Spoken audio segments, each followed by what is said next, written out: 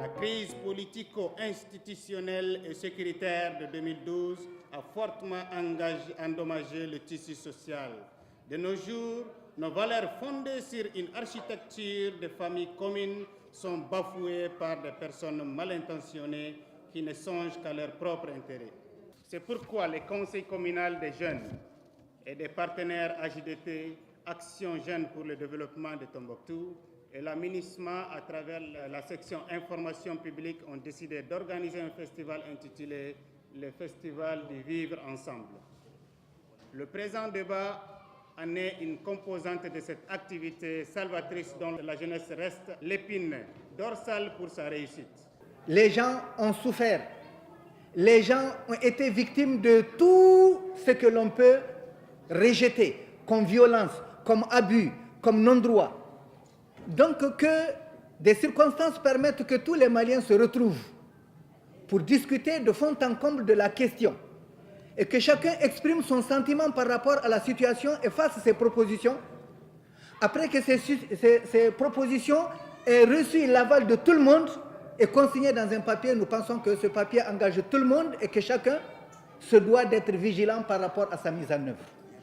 Le Festival du Vivre Ensemble est un festival que le Conseil communal de la jeunesse de Tombouctou, avec la JDT et en partenariat avec la MINUSMA, ont décidé d'organiser ce festival pour plusieurs raisons. Vous savez que Tombouctou est une ville qui regorge beaucoup d'ethnies. Les Soraï, les Bambara, les Arabes, les Tamashek, ainsi de suite. C'est pour cette raison que le Conseil communal a décidé de montrer au monde entier que la cohésion sociale existe, que le vivre ensemble existe. Donc la jeunesse de la commune urbaine de Tombouctou ne peut pas rester en marge de ce qui se passe aujourd'hui dans sa commune. C'est fini. Nous sommes au stade Omnisport, un stade qui fait aujourd'hui la fierté de Tombouctou, cette ville mythique et mystérieuse. Donc ici, avant l'occupation, les gens venaient faire l'entraînement la nuit dans l'obscurité. Qui parle de l'obscurité parle de l'insécurité. Donc l'insécurité, pour mieux combattre ça, il faut avoir des éclairages. Donc c'est par rapport à ça que la MINUSMA a bloqué un fonds de plus de 20 millions et quelques pour faire l'éclairage et pour faire les portes. Parce que pendant l'occupation, les portes ont été dégradées, les fenêtres aussi, et faire comment on appelle l'entretien du terrain.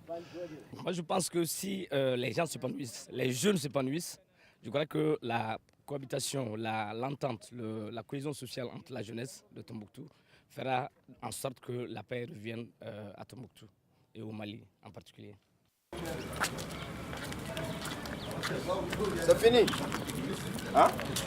Suite à l'occupation des territoires ici, toutes les forces avaient quitté.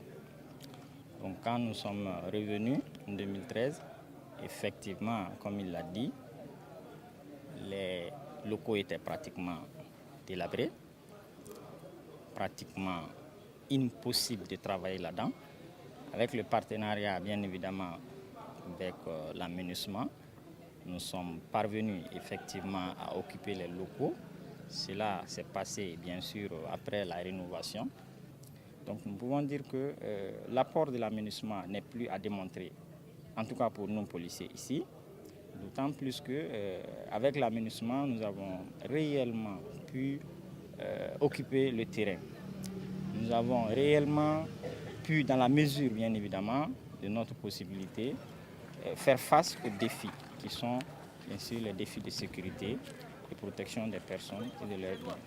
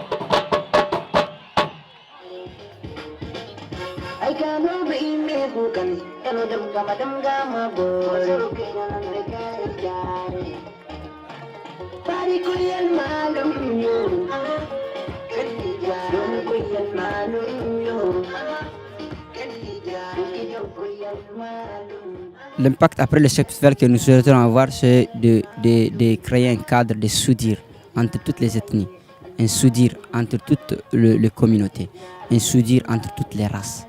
C'est pour cela que nous avons dit le vivre ensemble. À Tombouctou, on vit tous ensemble dans le temps et nous allons continuer, Inch'Allah, de vivre ensemble.